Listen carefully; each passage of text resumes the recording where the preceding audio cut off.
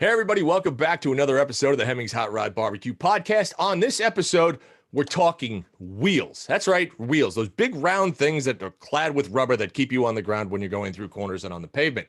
Now, on today's show, we have our very own Rob Einaudi and our very own head of auctions, Terry Shea. You'll see him with the wheel in the background to signify what this episode is about.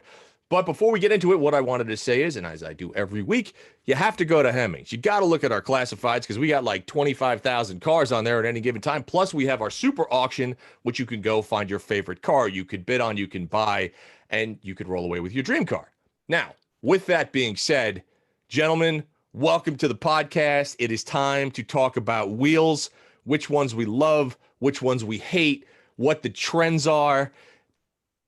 That's what we're doing today. So, how you guys doing? Good. Pretty good. Ready to go round and round on wheels. Round and well done, Terry. Well done. Okay. We should talk about what inspired this particular episode. So we were BSing the other day about wheels.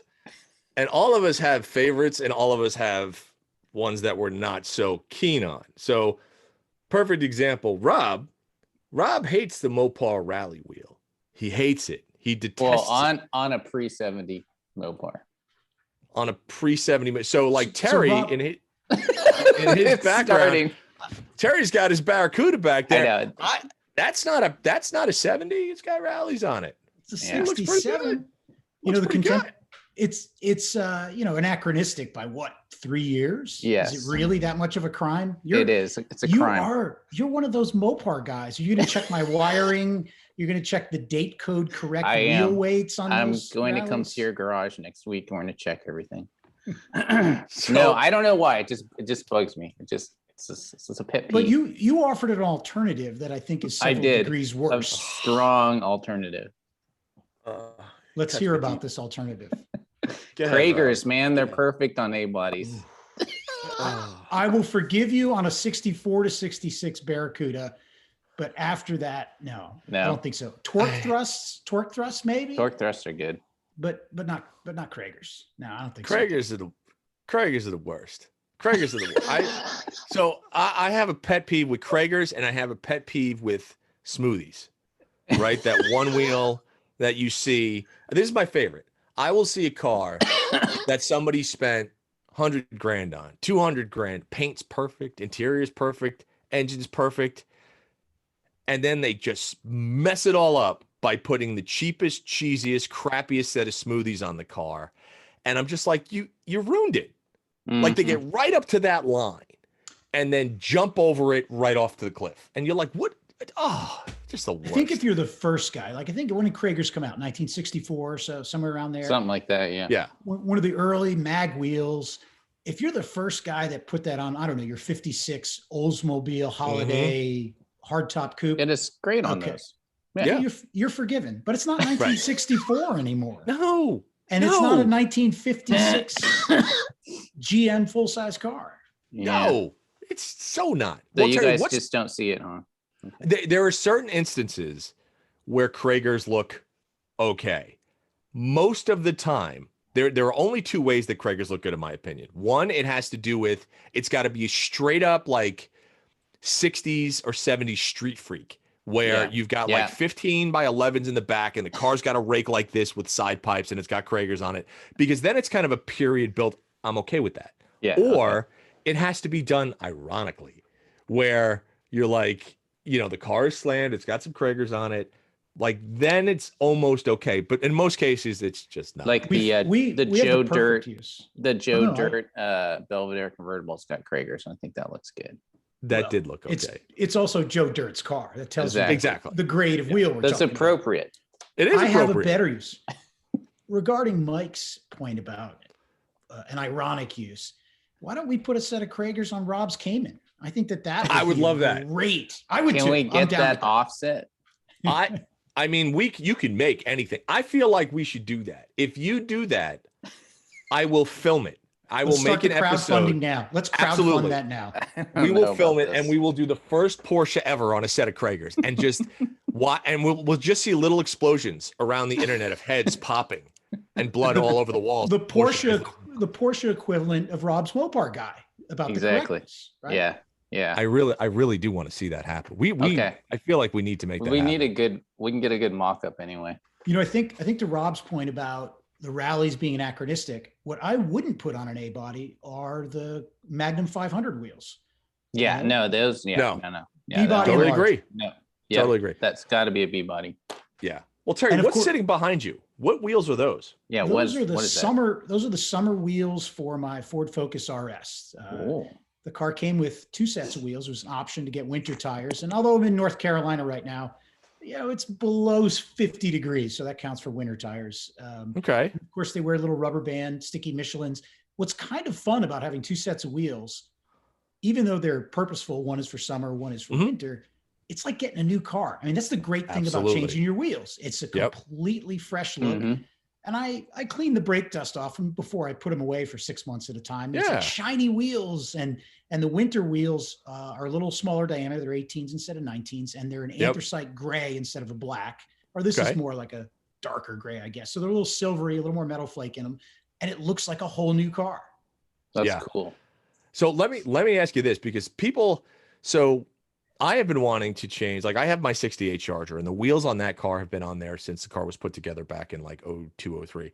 The problem is that car is known for those wheels. That car has just been around for a long time. And if I change the wheels, all of a sudden, to me, it almost ceases to be that car.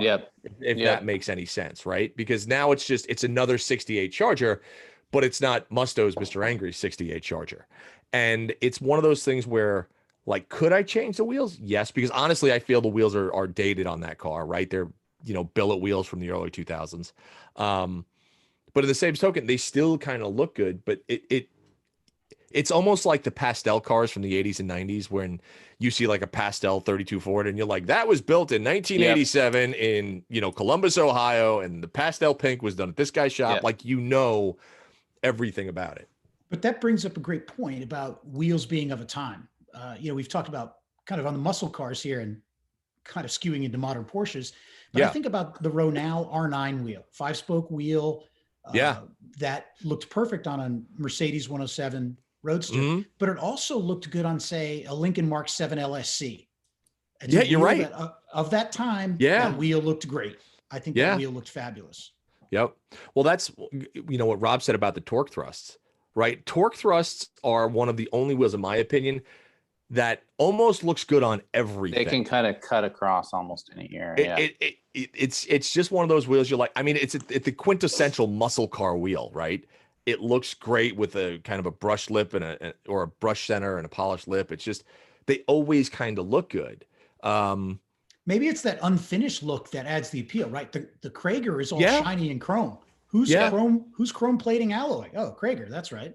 Yeah. But the raw cast look of the center of the torque thrust, the machined lip, it's fabulous. And you can even go with a different wheel on the rear, Yeah, that's true. That's very true. Well, what are the A990 Mopars? Yeah. Right. I've seen a bunch of those with like the torque thrust in the front and then a steel wheel in the back. Yep. Right. Which I think is kind of cool. Just like that. Steelies are always cool. That's the other one that's always cool. But see, I wonder if it's sending a message, right? We talk about A990. That's a drag car. Yeah. And little torque thrust in the front, big steel wheels in the back. That's a drag setup. That means you're a serious driver. You put Cragars on there, you're just showing off. Yeah. Yeah, I agree with that. I look at some of the wheel trends today and I'm just like, I think my biggest pet peeve are big rims on SUVs. Yeah. Like when I see an SUV and it's got like 22s on it with like a 40 series tire or 30, I'm like, what are you doing? Just wrong. Oh, like the big stupid, like I posted a picture on Instagram a while back of like a 2020 Denali, a GMC Denali 2500 series diesel pickup with the biggest, dumbest looking chrome wheels on this thing. So you've got this $100,000 truck with rubber bands on it that are completely underrated, load rated for any type of, basically it negates everything the truck is built to do. It just negates it and throws it out the window. Who buys a 28-inch wheel for its load rating? Anybody? No, but my whole thing is like, why? Obviously, I want to get into the psyche of these people, and it's and just be like, why did you do this? Do you think those people on the big wheels? I'm going to play the devil's advocate because Okay. I'm a big tent hobbyist kind of guy. Okay. These people buying their Lexani 28-inch Except wheels. Cragars. Yeah, Cragars. I draw the line there. My big tent has a small door to exit the Cragar. But I think about that subset of the hobby. It's a little more urban than most of the guys rolling on Cragars. Yeah. And it's just a style that people like. I mean, I wouldn't do it, but do they drive around and look at somebody in a Slam Civic with like 15 degrees of negative camber scraping the road and think, God, that's stupid? It is stupid though. No, but that is stupid. Thinks that though. Like anytime I see these stance nations with the camber like this and the 48 degrees of negative camber, it's like, what are you doing? And I always equate that to how quickly can you ruin a car? Yeah. Right. They put. What's nice about wheels is it's very reversible for the next owner. Yes. And that's why it's usually the first thing most people do is new tires for sure, and often new wheels, right? Yeah. And I wonder about going with, the resto mod trend. We see a lot of big shiny wheels. You're talking about big wheels on trucks. And one of the things that bugs me on trucks or full-size body on frame SUVs is a giant wheel, and inside it is a tiny little pie plate or compact disc size rotor. Oh, and it just looks wrong. If you're going to fill it with a giant, extra large pizza pie size rotor with big ass 6-piston calipers, okay, then I'm okay with that. I'm a little better with that. Or the bigger crime is if you have a big wheel with thin spokes and there's a painted brake drum behind it. Like, to me, I'm not. Again, they're out the door with the Cragar people. Out the door, either the painted brake drum or the big red caliper cover. Oh, yeah, that's worse. That you buy at like Walmart and tack it onto your brakes. Like, if you have those, please throw it in the garbage. Like, you're not fooling anybody. Don't think that you're keeping the brake dust off the inside of your wheels, because it's not. It just looks terrible. And like, this is the problem. So like, when Rob and I first started working together years ago, I would go to SEMA and I would look at stuff, and there's a lot of stuff that I would kind of shred and rip apart. And I was definitely an asshole then. I'm still kind of an asshole now to some capacity, but I don't think I'm as bad. However, there are some things you look at, and I know all of us do it, and you go, why? And I haven't figured out the correct way to go up to an owner yet and say, hey man, this is a really cool car, except for all of this. Well, let's look at the extremes. I think about, nothing personal, Rob, the Mopar pedants and the Corvette guys, right? The NCRS literally has a binder thick book for every year of what's correct and what's not. Yeah. And these people are obsessed with the correctness of the car. Mm-hmm. And sometimes I wonder how much they know it, if it's really correct or not, or it's just what they knew was correct 20 years ago. And then there are the guys that just want to drive it.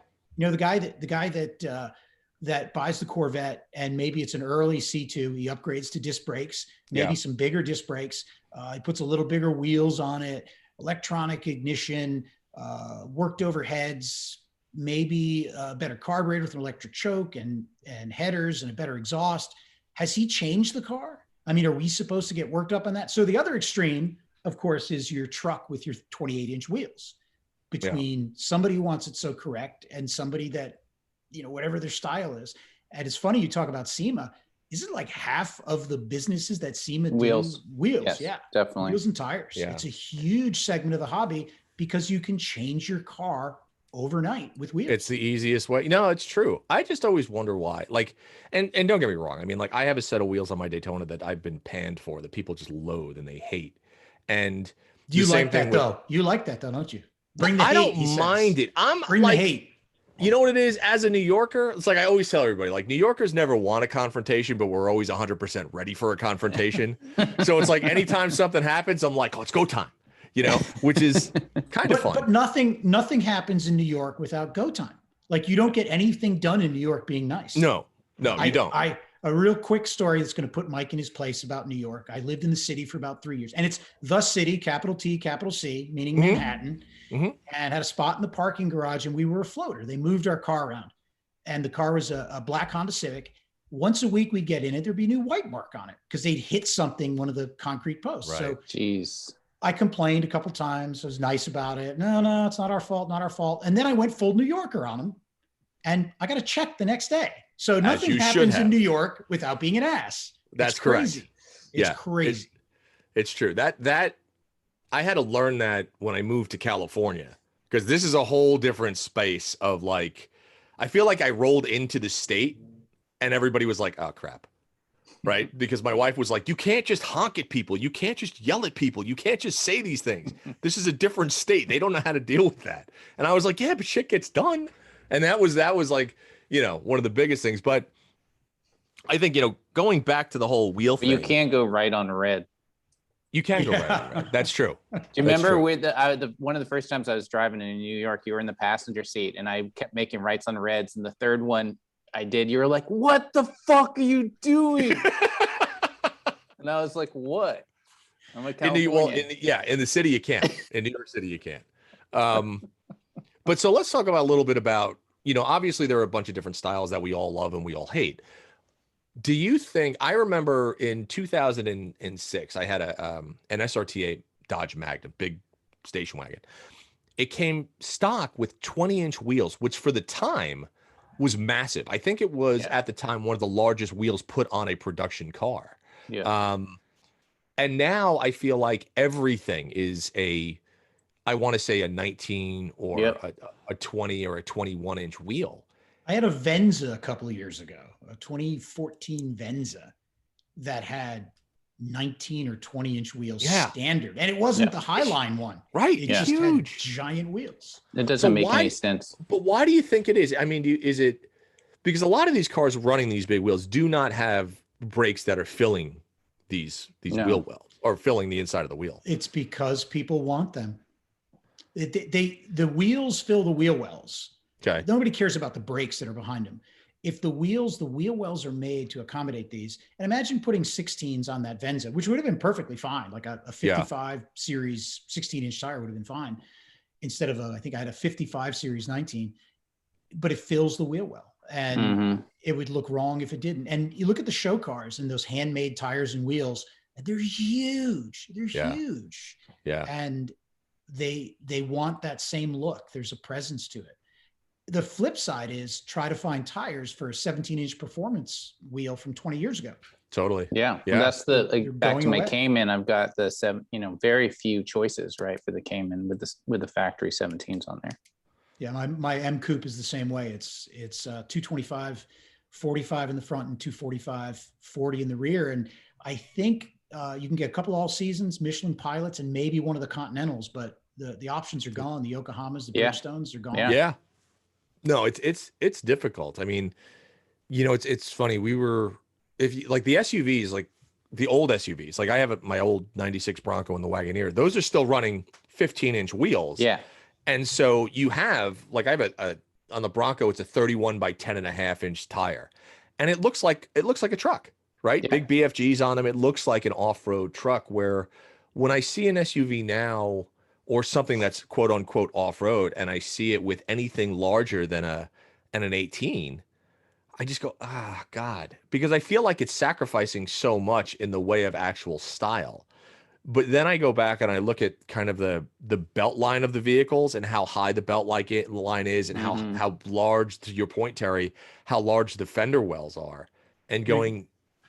You make a point about the wheels being wrong. Is it wrong because you put the functionality of those smaller diameter wheels in with the off-road vehicle, and the guy with the new off-road vehicles, he's not actually going off-road? I think so. Yeah, I think that's correct. I always look at like any type of truck as a functional vehicle, right? So I look at like if you buy a pickup truck, well, you're hauling stuff with a pickup. At least that's what like. I wouldn't buy a pickup truck unless I needed a pickup truck, meaning I go to Home Depot, I haul stuff, I tow stuff, I camp with it. I use a pickup truck for what a pickup truck is meant to be used for. I think that's the reason that it always throws me. I still don't look at them as lifestyle vehicles, even though they are. I just look at them as trucks. And I think that's here's an interesting factoid about wheels. Rolls-Royce, traditionally, the height of the wheel is half the height of the car. Really? Yeah. So they have very large diameter wheels. And certainly if you think about a 20s Rolls-Royce, they had ginormous wheels. Yeah. And now we look at a Rolls Royce and the wheel, they're really tall wheels. So they're not just large diameter wheels, but additional tires on those wheels to a taller sidewall than you'd expect for, say, a 22-inch wheel. Yeah. Interesting. I didn't know that. Of the car. Okay. So do you look at stuff like you mentioned your Focus RS, right? Like that's a relatively small car, but by today's standards, right? Compact. Relatively compact car. But is that car smaller than your M Coupe? Oh no, it's much bigger than the M Coupe. It's much bigger than the M Coupe, right? The M Coupe is like a 96-inch wheelbase, and I think the Focus is like 102. It accommodates a back seat. There's no back seat in the M Coupe. Tiny little trunk, although I've stuffed all of my worldly possessions in there at times. But it's a bigger car. It's much heavier too. It's about 500 pounds heavier. Okay, so and the wheels on the M Coupe are 17s, correct? Yes. So could you picture the M Coupe with a 19, like the one you have behind you on there? Do you think it would look good? Do you think it would? I think you could get away with 18s, but what a lot of guys do is when they go to a larger diameter tire, they're going to a wider tire. Yeah, and sure. One of the trends that drives me bonkers are wheels that extend beyond the fenders. I know. That's the worst. Couldn't agree more. Absolutely. Yeah, there's a reason why dually trucks have fenders tacked onto them, right? Yeah. Yes. And there's even a reason. If you look at the AC Ace compared to the AC Cobra, I love the look of the Ace. Very smooth body sides. Super elegant. They put lips on there to accommodate. Even the 289 Cobra had wider tires. Yeah. And it throws off the look. Yeah. It's interesting. We have there are certain cars that I think if you and don't get me wrong, you can go under wheel or under tire, right? You can absolutely do that. So when I look at, say, a Charger or a Coronet or one of the big B-body Mopars, and they have a stock 15-inch wheel with a 215 series tire, to me, all those cars stock look like an elephant on stilts. They look like these big, massive things with these tiny little, pizza cutters in there. And that's how they were from the factory. Whereby I think when you go to a larger tire, a little bit larger diameter and much wider, it fills that out and it gives the vehicle much more of a presence.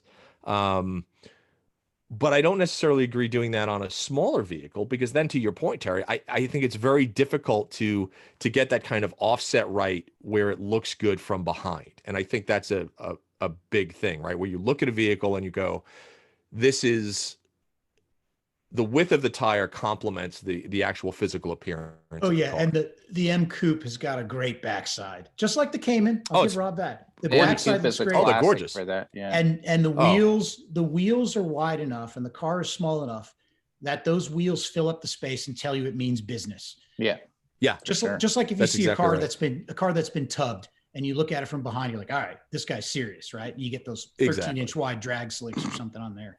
It looks the business for sure. Yeah. Well, it's funny. Go ahead. Sorry. No, I was going to say, what do you guys think about? We talked about anachronistic wheels on a Mopar, but what about anachronistic wheels on, say, a Mercedes-Benz? So everyone calls them the bunt wheels that came out in the early 70s that Mercedes used for years, and I think they're actually made by Fuchs of all people, the same one that made the famous 5-spoke Porsche wheels. Mm. People have put them on later model Mercedes and on earlier model Mercedes. I know they're wrong, I suppose. Yeah. But they don't look off to me. They look okay. I agree with you. I definitely agree with you. I've seen like those wheels on like late 60s, early 70s Pagodas and stuff like that. And they look fine. Looks decent.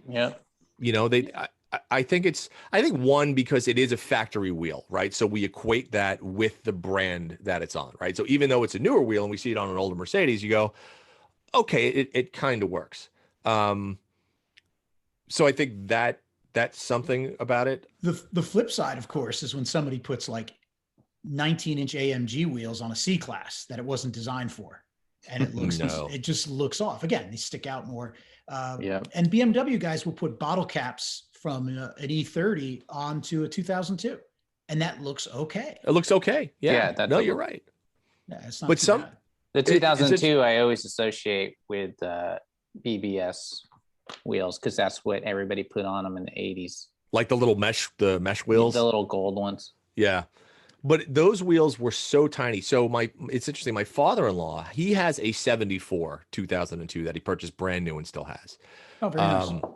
We have a 79 E12, and the wheels on the E12 are tiny little 14-inch steel wheels with, trim rings. Yep. And it's a 185 series tire. So it's a little pizza cutter of a tire. But it's all around. It doesn't look bad. You look at it and you just go, okay, that's factory. That looks okay. But yet a lot of people on those cars will take a 17 or an 18 newer wheel from a BMW and put those on the same cars. And you know what? It doesn't look terrible. And I think it goes back to your point, Terry, about the bump wheels on older Mercedes. And I don't know if it's because it is a factory BMW wheel, but it does make the car look a little more modern. Obviously, it takes the period correctness right out of the thing, but it doesn't look terrible. Yeah, the 5 Series, that 5 Series looked very similar to the E28. So yes, right. And E28's finished, I think, with 15-inch wheels, but even Dynan was putting 17-inch wheels on them in the late 80s. Back in the day, right. Yeah. And it didn't look terrible. Didn't look terrible at all. Yeah. What do you guys think? You made me think of something. Panasport or Mini Light wheels. There's a wheel that's been made in so many sizes for so many different cars and a bunch of knockoffs too, of course. Yeah. And it doesn't look bad on almost anything. I love a traditional Mini Light. I think it is one of the best looking wheels ever made, but it has to do with size. If you go better than an 18, and even an 18 is very big for a Mini Light.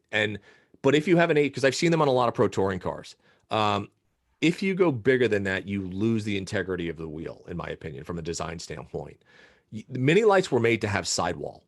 Mini Lights were made to have like a 50 series sidewall or 60 series sidewall. Yes. When you look at them on like a Donahue Trans Am car or something like that, they look great.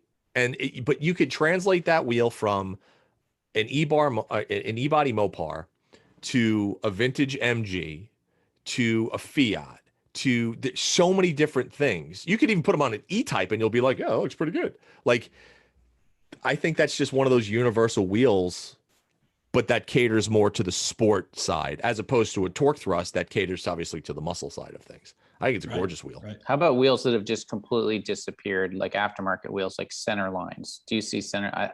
You don't really see them on cars anymore, right? Not really. I mean, I think they look cool, but I feel like you don't see them anymore. Very contemporary though, right? Of the period of when those were popular.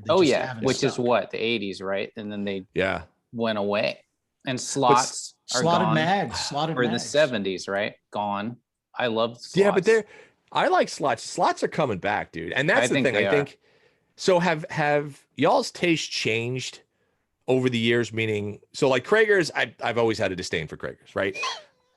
But slots back then, I was like, slots, I don't know. But now when I see a car with slots on them, I'm like, I think it's really cool. Mike. I'm with Mike on this one because when I was 12, I thought Cragars were cool. I'm going to get this.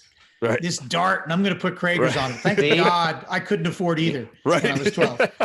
But the slots are cool though, and maybe it's because slots are cool. They were so uncool for so long. Yeah. And the guys who stuck with them were the guys who just had the cars that showed up year after year. The car didn't really change, got a little more faded. The seat got a few more rips in it. They just drove them. So there's an authenticity to them. It's if they've stuck around with it. It's like, if I kept my bell bottoms from 50 years ago, I'd be back in style 2 or 3 times since. But they're the bell bottoms of wheels. Yeah. Back in style. Yeah, that's true. And the Mini Lights or the mini skirts, I don't know. Never goes out of style. I'm not sure. Yeah. I feel like Keystone Classics are cool wheels that never you don't see that much. You don't like those? It goes too close to Cragar. It's too close to Cragar, and it's like it's the Sox and Martin thing though. I like them. It's a Cragar knockoff. It's a knockoff of a Cragar. It's exactly correct. Terry just hit the nail on it. Yep, done. Out. Terry's right. Nailed it. Yeah. We haven't really talked about Steelies. I like they're Steelies. Perfect. I guess they're we perfect. did talk about Steelies. Yeah, Steelies are perfect. You're right. A good set of Steelies is just right. Just right. I mean, what can you say? Dog dish or no cap, right? That's your only decision, and both work. And they're perfect. Like there are times where I'm like, especially on my Charger, I want to just put a set of 15-inch Steelies with some big fat meats on the back and just give it that. I can't because of the brakes that I have, but I'd like to. But Steelies, I think, only really work in a 15 or a 16. Like I've seen, there've been a bunch of like hot rod builders and stuff that have made like a 17 or an 18-inch Steely, and it just, to me, it just doesn't look right. It just, you know, what's weirder are they do large diameter alloys that look like Steelies. Yeah. I get thrown off by that. By Yeah. that. I think you can get away with a 17, but that's only because Venzas come with 20-inch wheels. 17 looks small these days. Yeah. No, maybe not on a traditional muscle car that never had bigger than 15-inch wheels. I just equate Steelies with sidewall. And I think I always equate Steelies with sidewall and like white lettered BFGs. You know, it's just one of those things. And that goes also to like, I remember as a kid, I always wanted a car with 15-inch wheels and white lettered BFGs. I used to see them all the time and I was like, that's the coolest. And that's one of my favorite looks is like just a good set of 15-inch like rally wheels or Steelies or, you know, whatever. But they have to have big BFGs on the side and the white letters have to be out. Always have to be out. You know, I've never put white letter. I've never done letter out. So I'm not that guy. I know it's a love-hate thing. I think they look so good. Thinking about love-hate, what do you guys think of wagon wheels on Jeeps and old trucks? Are you talking like a 20-inch wheel? No, the steel wagon wheels, white wheels. They're white with probably about 10 or 12 spokes, but they're steel. They're stamped steel wheels. Oh, wagon wheels on a Jeep. No, can't do it. Not even on a Jeep. On a newer Jeep, would you do it? No, I don't think so. I think I've gone outside the universe of I think the wheels. Kind of confusing us now. I don't. You know, like I said, man, any type of purpose-built vehicle, like whenever I see these Jeeps with 22s and these, you know, super knobby tires, but the sidewall is like a 30 series sidewall, I look at that and I go, well, that person has never once taken it off-road, even though he has $150,000 worth of off-road equipment on the He's got a farm jack on it. He's got a winch, gas cans, and this and that. I have you know, there's a couple of guys around here that have them, and I just look at them, and they're always pristine and perfect. Perfect. And I'm gonna provide a service where you take your Jeep in for a car wash, and when you're done, I'm gonna throw pristine mud on it so you can show off to your neighbors. Just refresh the mud once a week. Yeah, you know, it was very funny. Years ago, I actually went to the Middle East. I went to Dubai, and we were filming out there, and we were filming in the desert, right? And all the guys with the Jeeps out there, and the Pajeros and the Land Cruisers and everything, like those guys know how to off-road. Yes. Like they live in the sand. They know how to off-road. It's what their hobby is. But we had a nice conversation about larger wheels and larger tires, and they just laughed. And they said, what's going on in the United States with the big wheels and the big tires? They go, they are absolutely useless to us out here. Yeah. They said, we need sidewall, we need width, but we also need tread. And that is the bigger tires with the larger rims negates everything that has to do with off-road. Just doesn't work. Yep. But you know, it's a look, I guess. I just, you know, it'd be like me running slicks on the street. Be like, you know, if somebody came up and be like, why do you have slicks on the street, you schmuck? And you're like, I just, you know, because I like to go fast. It's like, you know, they're not going to get up to temperature and you're going to run into a telephone pole when you make a left. Hey, let's talk. That doesn't matter. Let's talk favorite OEM wheels. Like the Trans Am the other day, we were talking about you love the ones on the one we had an auction, right? Love them. 928 we were talking about. Oh, phone dials. Got to be phone dials. So early 928s look perfect with phone dials. They do. I think it's amazing. I agree with you. I agree, but I do like I had a 928, I had an 86 with the manhole covers. And I always loved that. I do like the manhole covers. Like they were very similar to, we have one on auction. We had one on auction to that SVO Mustang with a very similar manhole style wheel, right? Yeah. And I do appreciate that wheel, but Terry, I think you're absolutely correct. I had actually tried to get a set of manholes, or not manholes, phone dials for my 928, but my car as an 86 had I had a larger diameter caliper. I had the bigger brake caliper on there, and they wouldn't fit, and I was so disappointed because they looked spectacular. It's interesting you say that. I have a friend who exports cars from Spain, and his personal car is a 1982 or 83 928S. Yep. And he wanted phone dials, and he had a custom set of phone dials made for it that were the right diameter to clear the brakes. And it was like $4,000 or something. And they look great. They look awesome. But you know, the one thing I'll give you back on the manhole wheels are that by 86, 87, particularly with the S4, you got a bigger front lip. You got a little wing in the back. You have more aerodynamic body, and they kind of fit in with that. Because if you look at the early 928, it's much more of a pointed nose, and the body is cleaner. You're right. Yep. And there's no wing on the back. It's just that great little rump. And the phone dials are perfect for it. So I think wheels are really, I mean, they're really of a time, right? Everything we've talked about has almost been like, yeah, those were cool back in 1964. Those were cool in 1978. Yeah. And maybe it reflects style, like bell bottoms and mini skirts, more than just any other car part. I mean, the wheels alone can change the style instantly. Yeah. Have you gone back? Like, do you look at cars now? We'll take the Trans Am with the turbo fans on it, right?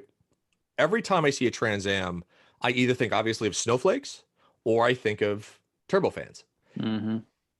When I see a Trans Am with larger wheels, they just, for some reason, they never, ever look right to me. They just, and it's not that the wheels are poorly designed or just bad. It's just, I feel like sometimes the designers just nail it. They get it right. And don't mess with it. Yeah.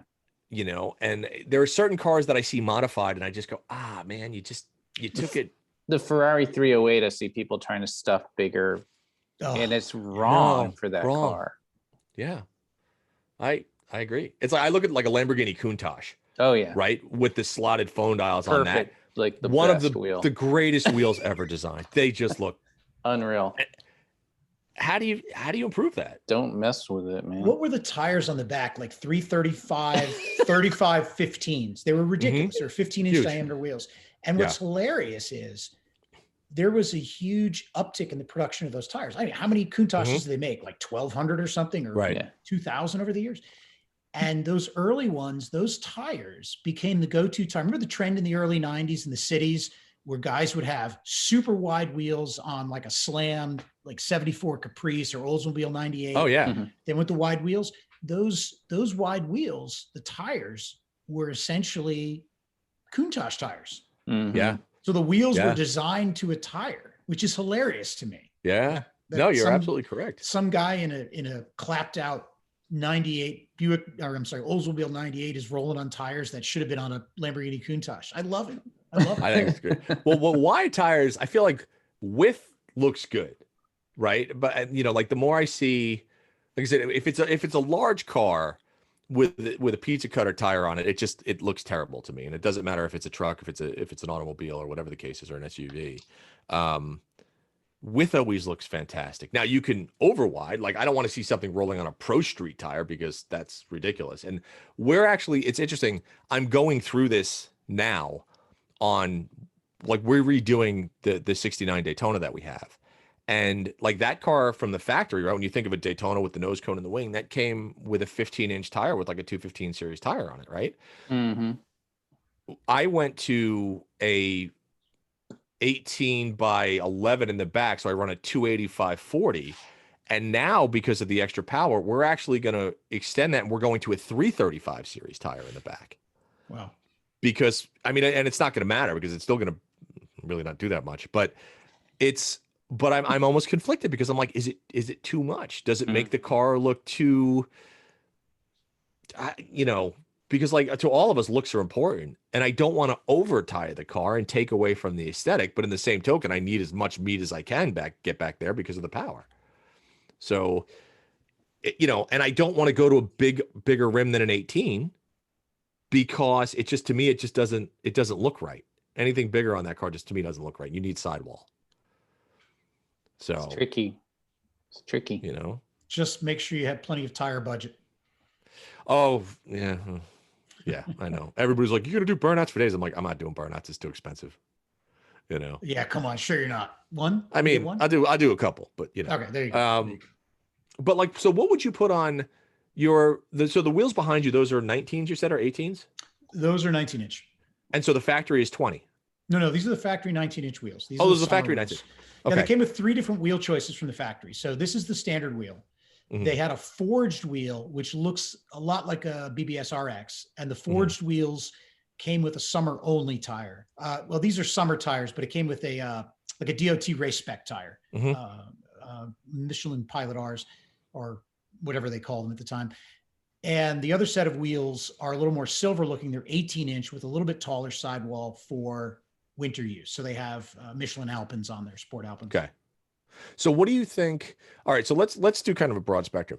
So for muscle cars, what do you think the perfect size wheel and tire is? You mean like a 60s muscle car?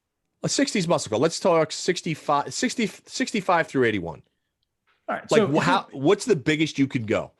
I wouldn't go beyond a 16 on a Mopar definitely. B-body. No. And even 15 is right. And 15 is right. And even on the A body, 14 looks perfect. Yeah. 15, it better be the right size. It better not stick out. I agree with that. Yeah. And that's just the shape of that's just, I think, the wheel well, and it overwhelms the wheel well. And as we've said before, it looks stupid if you go too big. Mm-hmm. Okay. I'll go with that. I'll go up to an 18, but I won't go bigger than that. You're a maniac. I know. But did you have to modify the fenders in the car? On the day, not on the Charger, on the Daytona, because I went a little wider, I had to roll the inner lips of the fenders. Yeah. Okay. And with those That 335s, do you have to tub the car at all, or we're going to do a little mini tub? Yeah. Okay. Yeah, we have to, because that'll never fit. The biggest you can fit on a Mopar B body is a 295 without. And that's rubber. a 68, because I went through this with my 66. You can't fit crap back there in a 66. Yeah. Yeah. You So I mean, but then it's hard to get past 255, I think. It is. You can do a lot with offset. That's a whole nother podcast about measuring offset and doing stuff like that. But that you can do a lot with that. You know, on an 80s European car, a BBS RS wheel is fine. Like a BBS mesh wheel, I think nobody would ever bat an eye with that. No, I agree. Let me ask you, if you guys know, Terry, you might know the Mercedes wheel. So like I'm a massive fan of, early 80s, early 90s 560 SECs, like the W126 chassis. How large were those AMG wheels that were those 17s? Were those 16s? I think you were saying they were 17s. bigger than. I think they were 16s, but I could be wrong, because back then AMG was a completely separate company. Yeah. They had the Init Mercedes, but they weren't part of Mercedes. I think they were 16s. One of the first cars I recall that came with 17-inch wheels from the factory was the BMW 8 Series had 17-inch wheels, and that's early. And that's like what 90 to 95. They sold that. That's one of the first cars. The 91 to 95, or when did they finish making those? The E34 M5 had 17-inch wheels. And remember, the original ones had those wheels were two pieces where the outer plates directed it to the inside. And if you took that plate off, it wasn't structural. You had these skinny little spokes, and people hated them. And then they put in the throwing star wheels, which are awesome. They look fantastic. Super cool. Super cool.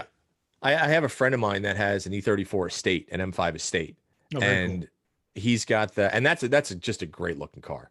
But he has those wheels on it. Yeah. He has those wheels on it, and they like, I can't envision that car with anything else, because the throwing stars. Yeah. It looks perfect on that thing. And like you said, there were just cars that just look right from the factory. And I look at stuff now and I go, don't change those. And I think it's just the older I get, I'm tending to kind of go back to what the designers designed the cars with. And I think of phone dials, and they had a little different size phone dial that ended up on the 944 at first. And then 944 had a few other wheels, but a lot of guys will put later Porsche 17-inch wheels on the 944, which had 15s and 16s. And it just looks off. It looks awful. I agree. It doesn't fit, and it more than fills the wheel wells. It just looks, and then, to add, insult to injury, to full capital crime, they chrome plate the wheels, and that's just a whole nother story. Yeah. Chrome. I'm not a fan of chrome in any way, shape, or form, right? Unless it's on like a 60s era bumper, fine. But not on a wheel. I don't know. Like every time I see an engine, but like when I see a hood open and everything is chromed, I'm like, oh, yeah, just terrible. Just I don't know. Yeah, Well, those manhole wheels later, chrome was an option, and they looked awful. Oh, they look so terrible. They I did. know. Well, They did. the early ones, like on my 28, on my 928, the manholes were anodized, Yeah. and which was great. But the problem is the anodization fails after Yeah. time, and you actually get streaks and you get runs and things like that. So it was funny. There was a guy online that was like, it's a really cheesy hack, but it works. He's like, take a cloth with Vaseline and rub that all over the wheels. And I swear to God, you would have to do it like once every 3 weeks, but it would bring the Oh my God. anodization back to factory. And don't ask me how, but it did. It filled in all of the runs that would happen over time from Wow, that's the wild. camera. But it looked great. It looked absolutely. And I remember when I sold that car, the guy was like, "Those wheels are fantastic. You keep them in such good shape." And I was like, "It's Vaseline, my man." I'm like, so Here's a tub when of you wash Vaseline. it, because I didn't want the new owner to like wash the wheels and be like, "What the hell happened?" I'm like, it's just unless you get them reanodized and then Yeah. kind of safety coated, it's gonna happen. What's this Vaseline in the spare parts? Let me tell you. Yeah, that's exactly what it was because I actually I put heard a tub in there. 928s were expensive to repair, but good God, man. I'm gonna tell you right now. I restored a 928. I don't recommend that for anybody. They are. You came away intact though. You I did. survived I'm that probably one of the few guys somehow. on the planet that made money on a 928. But it's when those cars work and when they're sorted, they are spectacular. Fabulous. Spectacular. Everything's right. I would get another one. But it would have to be like, it's interesting. I speak to the gentleman. Mine's been gone now for 3 years. The guy still calls me and he's like, "This is one of the best cars I've ever owned." And I just go, "You're welcome." And Yeah. meanwhile, I always felt that I was like one engine light away from You did, catastrophe. yeah. And I was just like, "Oh God, this is gonna hurt." So, but so let's go. All right, we've covered a decent amount of wheels. So let's go to your all-time favorite factory wheel, and then your all-time favorite aftermarket wheel. Terry, what's yours? Jeez. I know Rob brought it up earlier in the conversation, but phone dials. Phone dials is the best Really? factory wheel. Perfect time and place. Perfect. Wow. Okay. And now, what's your favorite aftermarket wheel? Favorite aftermarket wheel? Borbette, which is a South African wheel maker. They made the Borbette Type C, which was a 6-spoke wheel. And I always wanted those on the second gen GTIs and Jetta GLIs I had. And then I ended up buying a 91 Jetta GLI 16 valve that had those on it already. And I thought I'd hit the jackpot. And then it turns out that the reason why the guy had the Borbette Type C wheels is because he was such a ham fist. He had curbed and broken all the other wheels and the insurance replaced it. And it was just, the car was an ocean of problems, but damn it, it had Borbette Type Cs, 15-inch alloy wheel. They were perfect for that car. Very nice. Rob, what about you? I guess it's kind of boring, but I think torque thrusts just because they're so easy on everything. Universal. Yeah, kind of universal. I was looking at before movie cars, and I do like the Daisy mags on the 2-lane blacktop car. That's kind of cool. Factory, I mean, anything that Porsche did. I'm not the biggest Porsche fanboy in general, but like the standard Fuchs or whatever on 911s, just awesome. And the phone dials on the 928 is awesome. Yeah. Okay. All right. Well, I'm gonna go with the turbo fans on the Trans Am. That's, I think, one of my favorite. Didn't see that coming. Didn't see that one coming. Yeah, no. Definitely my favorite factory wheel. And then I think I'm going to agree with you, Rob, on the torque thrusts after that, just because they're universal and they look good on everything. Yeah. So, all right. Well, how long is this? Wow, that's almost 4 minutes. That's pretty impressive. We filled in the time yet again. We did fill in the time. So, all right. So what are we going to talk about next? And so here's the thing, everybody else that's listening. This is obviously on every podcast platform, Spotify, iTunes, blah, blah, blah, blah, down the road. But if you're watching it on YouTube or you're watching it on the Hemmings site, hemmings.com, do us a favor and leave us a comment in regards to subject matter that you want to hear the crew from Hemmings talk about, because we talk about car buying, we talk about obviously wheels, but there's so much to automobiles, cars, and trucks that we all love. What do you want us to do a little research on and bring to you? Because for us, it's fun, and it's one of the few times that we can get together as a kind of a Hemmings group and just bullshit back and forth about the reason that we work for an automotive publication, right? And the reason that we do what we do. So please leave your comments under. Let us know what you want us to talk about. Otherwise, any more comments? Anything else we want to touch on wheels? I think we've about covered it. I think we've had our favorites and the ones we hate. So I think that covers it all. Then we're good. All right. Well, gentlemen, thank you for coming on the podcast. We're going to do this again soon. And everybody, thank you once again for listening to the Hemmings Hot Rod Barbecue podcast. And as always, go to Hemmings.com, check out our auctions, check out our classifieds. And if you need help buying something or listing something or just reading about something, or even if you want a little information, let us know and we'll try to help you out, guys. So thanks very much, and we will see you next time. Thanks for listening, folks. And again, please subscribe to the Hot Rod Barbecue podcast. If you're on Spotify, check us out there. Subscribe to it on iTunes. And if you are going to go to YouTube, make sure you go to the Hot Rod Barbecue podcast and hit that subscribe button. And we'll come to you every week.